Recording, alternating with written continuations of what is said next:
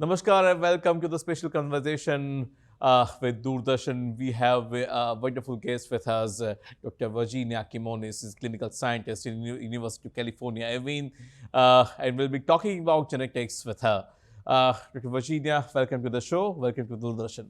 Thank you so much for the kind invitation. I'm delighted to be here and I'm enjoying the conference. Yes. Dr. Virginia, I would like to ask that you share a Gujarat connection, you share an Indian connection. So please tell us more about it to our viewers.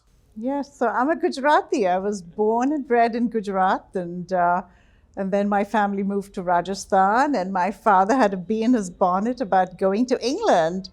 And we left for England when I was 17, and we made that our home for many, many years, but still kept our Gujarati connection, and we would come back on vacation regularly. But however, once I started working as a geneticist in Dubai, where I actually developed an interest in genetics, and then the United States, it was harder to come back. We have a home in Disa, and it's a 3.5-hour drive from here. And my mother built a massive home, hoping we would all come and spend our summer vacations in this home. But of course, everyone's so busy. But when she passed in 2010, I came to take care of the family home and the finances, and I have been coming ever since. I made contact with Dr. Jayesh Sheth at Fridge, and he has just been a wonderful collaborator, researcher, helping with patients that I see when I come on missions. And he has been gracious to invite me to come to the conferences and participate and speak on different topics that I work on. So I'm a clinician, but also a researcher at UC Irvine in California, which is a wonderful place, by the way. And I can tell you a little bit about my research and my clinical work, if you like. Yes, definitely. I would love to know that kind of work that you are doing in entire life. So I'm really a clinician.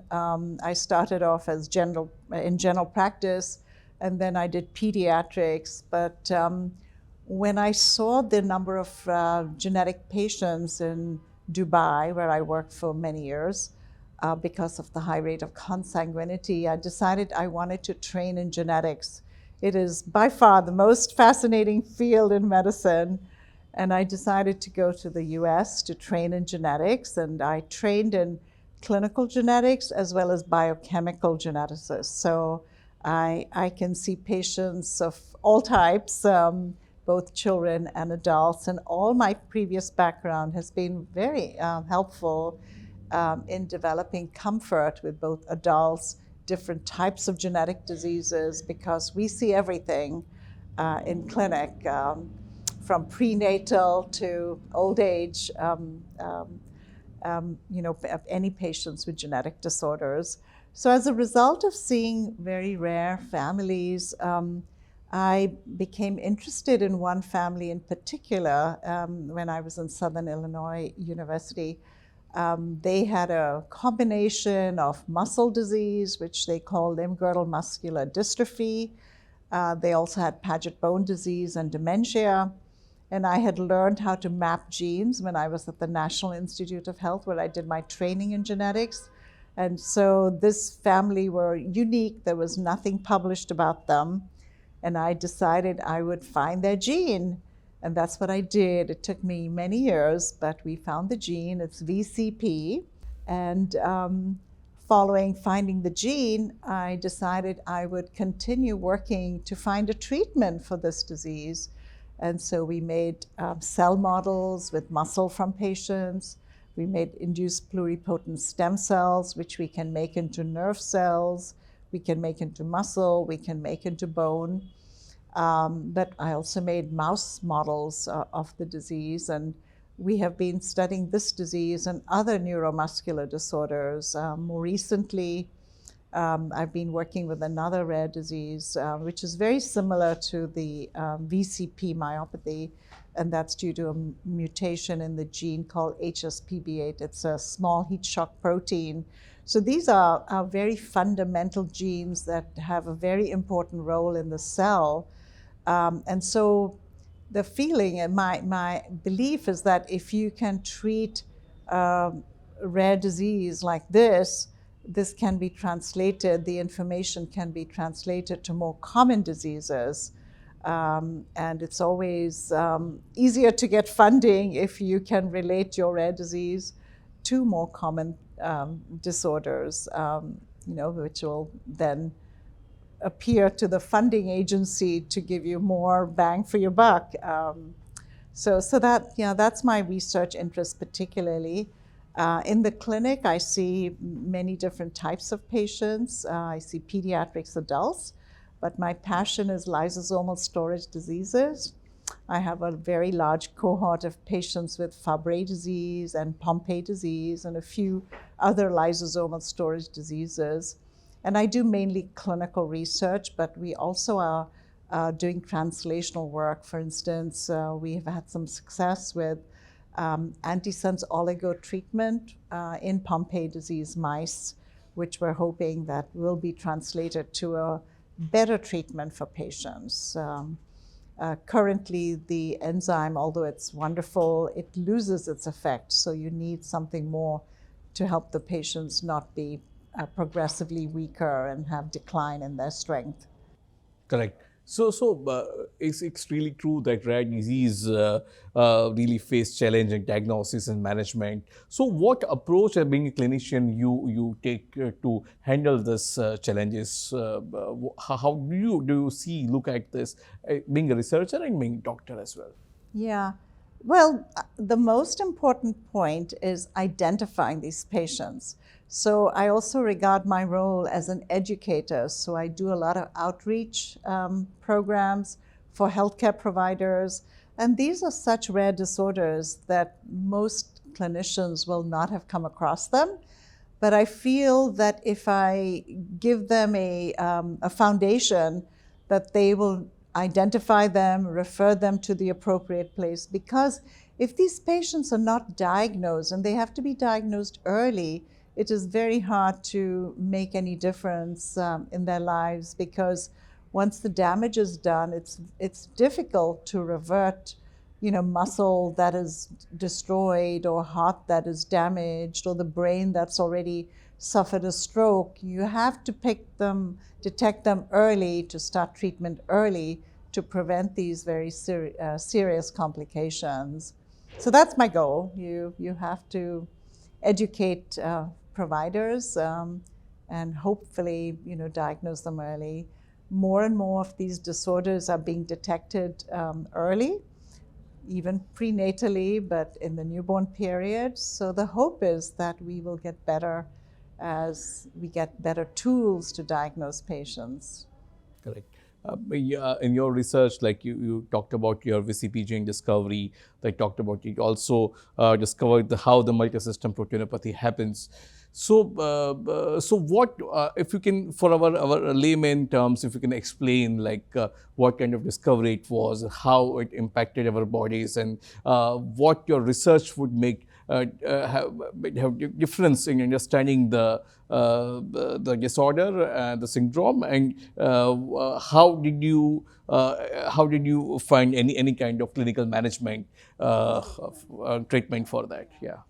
So yeah, good question. So with the VCP disease, so the disease is caused by a single mutation. It's just a change of a base pair, but it is such a fundamental change that it causes such a devastating phenotype in the patients. It causes muscle disease, and they die by early 60s. They're all gone almost.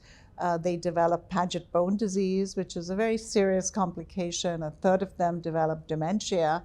And once dementia happens, they have a very rapid decline. About 10-15% develop ALS, which is, again, a very devastating complication. And other aspects of the disease, like Parkinson's disease. So, as a result of research in other labs, what was identified is that mutations cause gain of function. So the goal is that if you reduce the gain of function, bring it down to normal, that you will improve the outcome. And so in our lab, we're currently focusing on small molecules that inhibit VCP, but also antisense oligos that reduce the function of VCP to bring it down to normal. And we have had some success in our cell models and animal models. And we're pursuing these treatments in collaboration with industrial partners. So that's my basic translational research, but also clinically, we're trying to improve outcomes. So we have just completed a trial of respiratory therapy done entirely remotely because of COVID. And that has been a spectacular success with a simple respiratory device. They've been able to exercise their inspiratory muscles and improve their lung function. And the hope is that that will prevent respiratory failure and prolong life. There are so many other treatments that could be tried, but you need approval from the FDA, which is pretty, it's a tough thing to get, but we keep trying, and I'm convinced that there will be better treatments. We're also using gene therapy in the lab, so we're able to get virus into the muscle, which is not easy, but then once you get the virus into the muscle, you can then attach different strategies. You can use CRISPR, you can use microRNAs, different strategies to either correct the mutation or inhibit the function of the mutation to improve outcome. So yeah, we keep trying. We're not giving up until we find a treatment. And curing one disease in other neuromuscular disorders really gives a lot of hope for other diseases, that you can use similar strategies to help other rare diseases. And my hope is that technology will become so mainstream and affordable that we will be able to treat all rare diseases. But we have to understand the mechanism first, use the right tools, and diagnose them early and find the mutation. So it's really, we're talking about precision medicine, personalized medicine, that you could have a treatment for each individual's specific mutation that causes their disease. Correct. This is really very exciting times that we all are living. As you talked about CRISPR technology, we also talk about how AI and big data is also playing role in the field of genetics. And also, as we know that Lasker Prize last year was given to Google's DeepMind for AI protein folding predictions that it could do. So, what kind of role that technology is actually playing, and what type of technology that you are using at your labs for finding the treatments or the medicines or understanding the underlying causes? Right. So we're not using AI, but it's become so mainstream now. AI. We're using technologies that have been tried already. Like CRISPR, you mentioned, antisense oligos, gene therapy, and there's better and better treatment coming along, like base editing. So we're hopeful that we will be able to make a difference in the lives of the patients. And early diagnosis, knowing what the risks are. For instance, there is treatment for one of the components of the disease I work on, Paget. Treatment is great, but you have to identify these patients, and you have to do prospectively, you have to scan them with bone scans, identify Paget, then treat them, then follow up. I mean, that's just one example.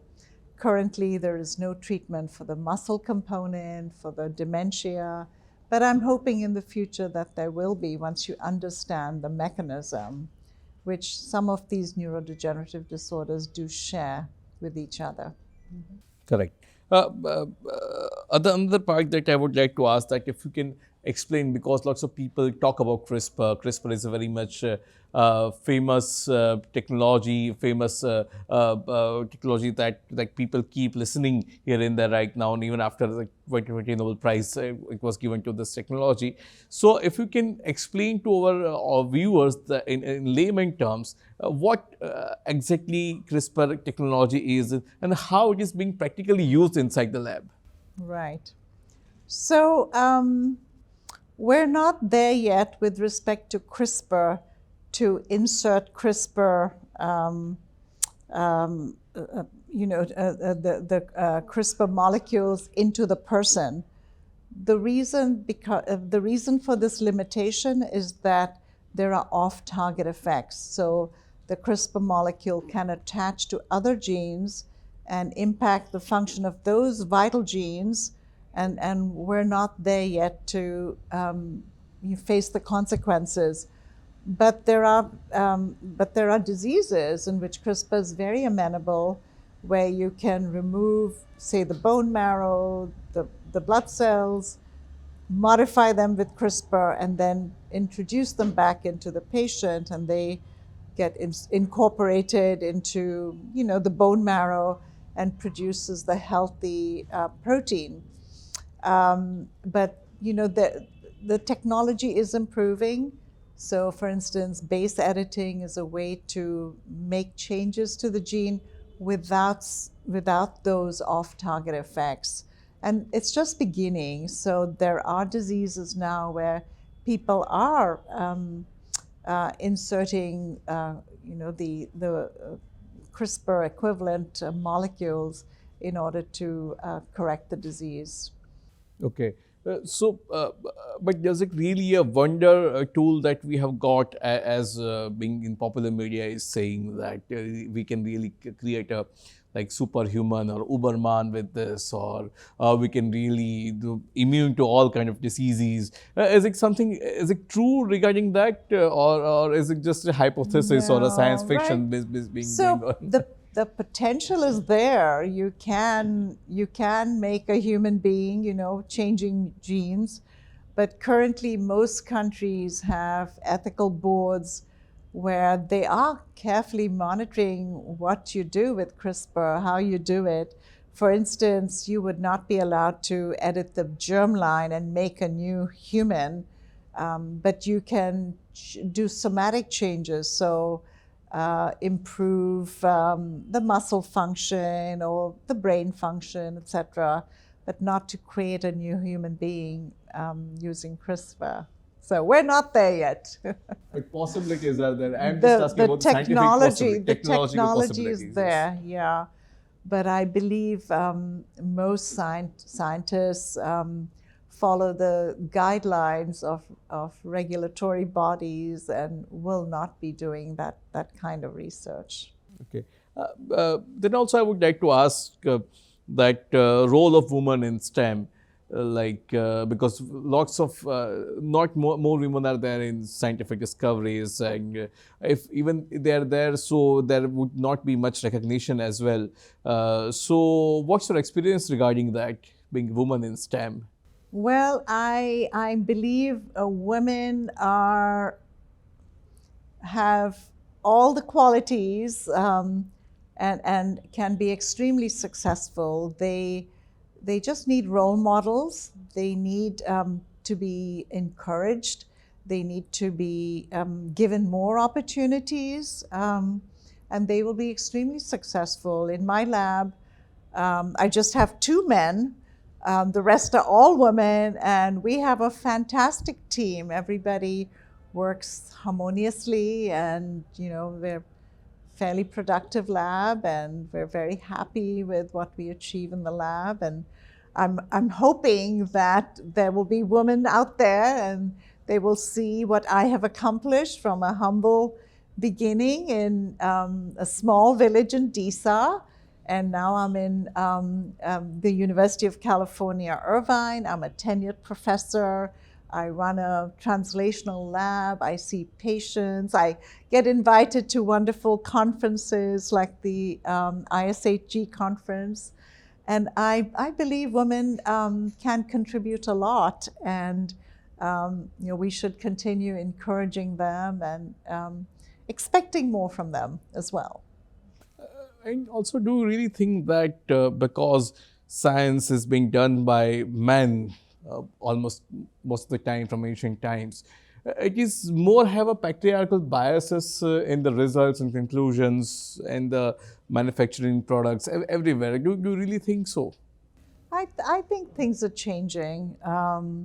Women, the women's movement is very powerful now, and I think most universities, at least in the US and other countries, are paying attention to women's opportunities and are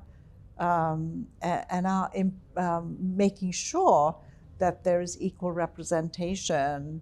Whenever I'm involved with a conference, I try very hard to make sure there's equal representation among the speakers and it's not just male dominated. So I believe the NIH also, when they have review panels, they try and make sure there are equal number of women to men. So that's how it should be. I believe that this is an important matter that we should be paying attention to encourage women as speakers, encourage women who may be glossed over. And they have so much to offer because, they're just so talented. I learned so much from them, and I hope that as a result of your interviewing and televising this topic, that there will be more awareness. Correct. Like a post-pandemic world we are living after the corona has really killed lots of people all over the world, and genomics and genetics came on the center table to the entire world. So molecular biology is really getting popular, and more than popular, it is really very useful in this 21st century. So what kind of challenges, what kind of opportunities that you see in the field of genetics, if someone is looking at as in career, or if someone is looking at as a human species? Well, the advances in genetics currently is astronomical from day to day. The discoveries, the fact that you can sequence the whole genome of a person in 2 days. It was unthinkable when I worked on the VCP gene. It took years to find the gene, and it was work distributed among different labs. Now you can sequence all 30,000 genes and all the introns and all the promoters, modifiers, all of those within 48 hours.